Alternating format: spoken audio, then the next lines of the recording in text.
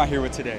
Jason Derulo. What was the most amount of money that you've made in a single year? Most amount of money that I've made in a single year, $30 million. For those that don't know, what industry did you decide to pursue a career in? So I started off in music. Music was my first foray into any kind of success. You know, I was obsessed with music as a kid. Are you a business owner? I am. So I own about 13 businesses now. 13 companies? Yes, sir. What business has made you the most money? You'll never be able to guess. What business? Car washes. Car washes. Car washes. How many car washes do you own? So I own about 65 car washes now. 65 car washes? Why are car washes so profitable? Car washes are amazing because essentially owning a piece of land, right? So obviously you're going to be making money on that car wash every single day. Everybody washes their car.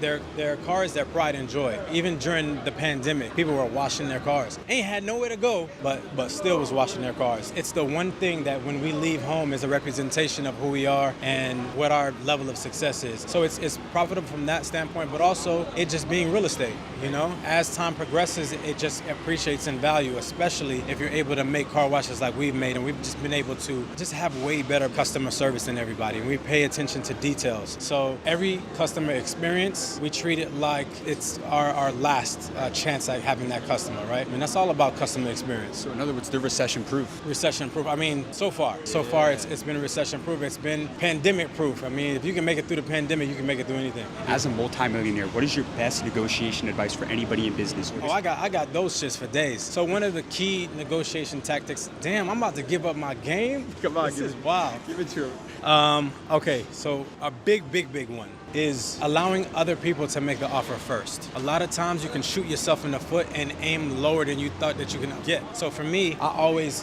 have somebody else make the offer first. And sometimes I'm just shocked at what the number is. I'm like, damn, well shit, I'm glad I let you answer first because I was gonna go here. And then you know, sometimes that number can even double, you know? That's so game right there. That's a big one. That has been a game changer for me. Another negotiation piece of advice, sometimes taking a breather from the situation is a good thing. What I mean is, so you'll have a conversation, initial conversation. You'll have gotten their offer. Then you reciprocate right with something higher. Always, you know, you always got to say something higher. Well, I was thinking more of this, da da da. And if you guys cannot come to an agreement, let a little time pass. Let 2 days pass and then come back to the situation. Don't come back begging really quickly. I treat it as if it's a relationship almost, you know? You can't be desperate. You cannot be desperate. Yeah. And I think, you know, coming from a position of power is always the better route as opposed to coming in asking for something. How old are you now? 22.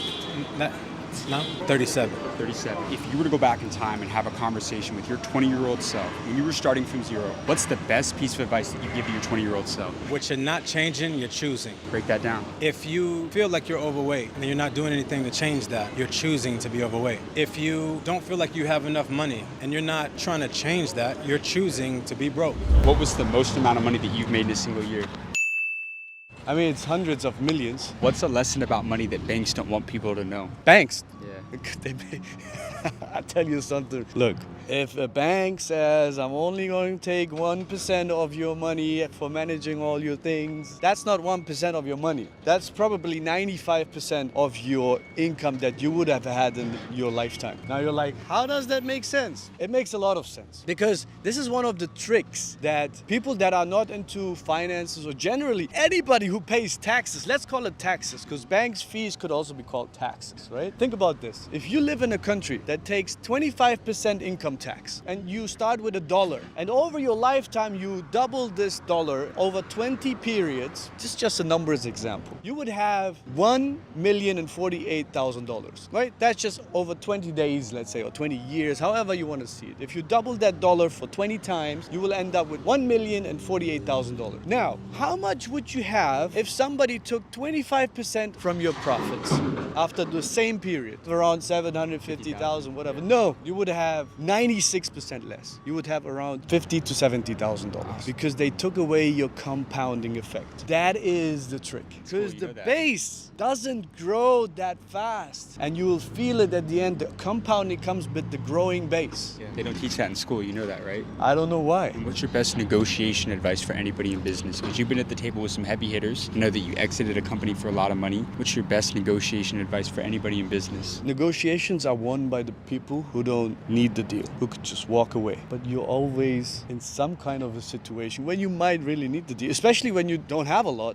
you might really need the deal. So I was in a situation actually quite recently, 4 or 5 years ago. I was sitting in front of investors, right? We had a good business, but we needed those investors because we were going into a market where they were kind of very powerful. And they said, hey, there's a clause that we want to have in the contract. And I didn't want that clause. So it was already 8 to 9 months into a deal negotiation. It's bankers sitting there, lawyers sitting here, and their lawyers are sitting there. And it's a very tense situation. And the deal is about to break. And it's really a lot of money on the table. So I said, we have to change the clause. We can't do this deal. It was bad for the shareholders. And as a CEO, you are kind of the representative of all shareholders. And then they said, we have the money, so we have the muscle. I asked for a break. I went out with my lawyers and my bankers. I said, I think the deal is off. And they're like, you're crazy. What are you doing? We've been working for so long. And I said, okay, I have a situation. I have a solution. So I went back into the boardroom and I said, guys, what kind of CEO do you want to have? Tomorrow you will be my shareholders as well. So if you're my shareholder, you want a CEO who gives in and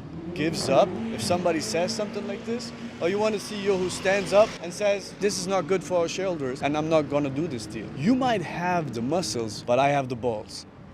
And I was quiet. And they actually looked at it from that perspective now and say, yeah, he's kind of right. So if he's now kind of weak in our negotiation, but tomorrow he's our CEO, I don't want a CEO like that. I want a strong CEO. So that was one of the things that I learned later on. Be diplomatic, never be disrespectful, but put yourself into their shoes after the deal. Amazing. That's really what helped. You got amazing advice, man. Thank you so much for your time. I Thank you. appreciate Thank you. that. Thank you. 놓치면 손해보는 자수성가 핵심 포인트 4가지.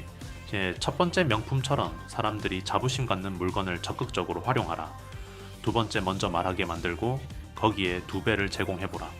세 번째 세금 시스템을 이해하라. 이해되지 않더라도 경제 팟캐스트를 자주 접하라. 네 협상은 절대 매달리지 마라. 힘을 키우고 협상을 시작하라. 훨씬 효율적이다.